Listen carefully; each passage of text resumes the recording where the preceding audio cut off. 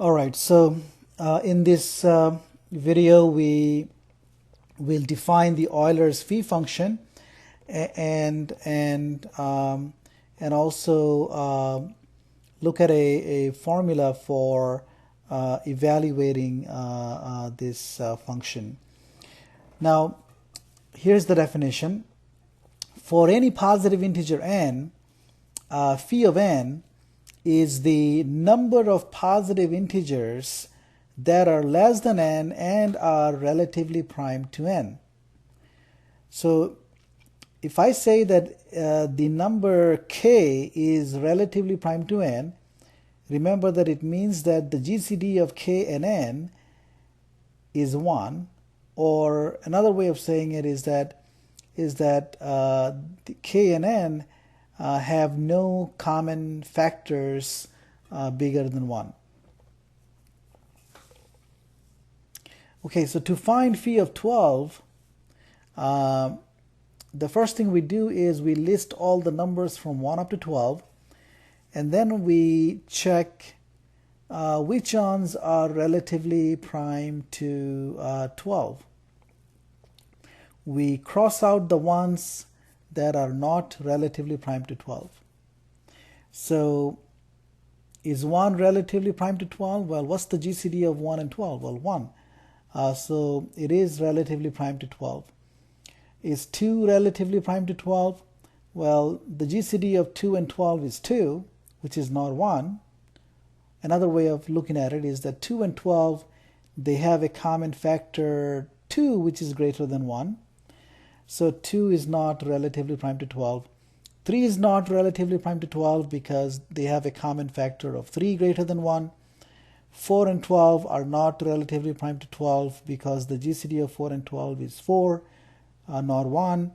Or you can say that the 4 and 12, they have a common factor 4 bigger than 1.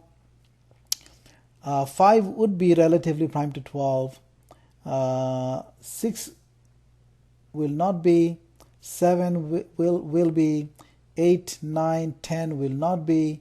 11 will be relatively prime to 12, and of course 12 is not.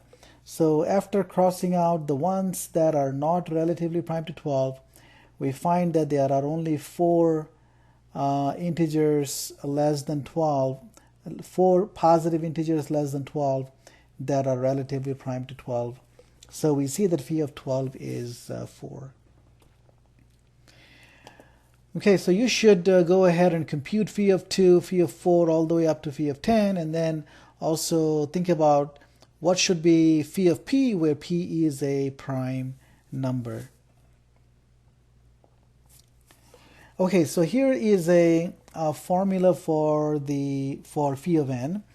If the number n has a prime factorization p1 to the a1, p2 to the a2, pk to the ak, where the p's are prime numbers, the a's are positive integers, then phi of n would be n times 1 minus 1 over p1 times 1 minus 1 over p2 times 1 minus 1 over pk.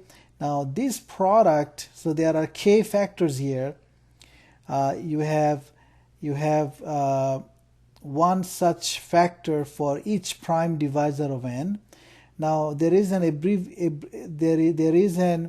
a short way of writing this product, which is this symbol that looks like pi.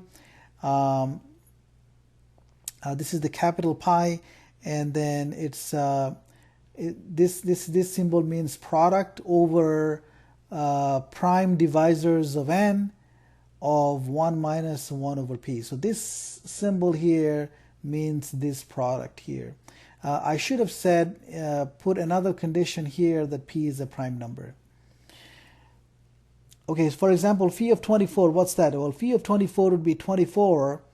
And what are the prime divisors of 24? The prime divisors of 24 are 2 and 3. So phi of 24 would be 24 times 1 minus a half times 1 minus a third, which is 24 times a half times a 2/3, which is equal to 8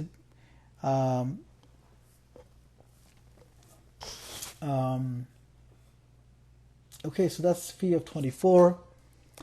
Here are a couple of exercises on the Euler's Phi function.